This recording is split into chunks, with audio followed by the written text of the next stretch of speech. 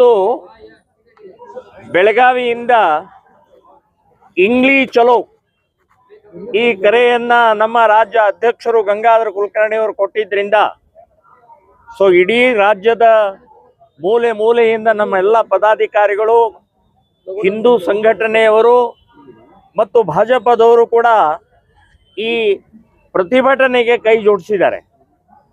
ಇದೊಂದು ಸಂವಿಧಾನ ಬಾಹಿರ, ಕಾನೂನು ಬಾಹಿರವಾದಂಥ ಒಂದು ಸಣ್ಣ ಗ್ರಾಮದಲ್ಲಿ ಸೊಕ್ಕಿನಿಂದ ನಮ್ಮ ಗೋರಕ್ಷಕರನ್ನ ಮರಕ್ಕೆ ಕಟ್ಟಿ ಹೊಡಿತಾರೆ ಅಂತಂದ್ರೆ ಇದು ಪಾಕಿಸ್ತಾನ, ಅಫ್ಘಾನಿಸ್ತಾನ, ತಾಲಿಬಾನ್ ಮಾದರಿಯಲ್ಲಿ ನಡೀತಾ ಇರುವಂತ ಈ ಕುಕೃತ್ಯಕ್ಕೆ ನಾವು ಪ್ರತಿಭಟನೆ ಮಾಡಬಾರ್ದಾ?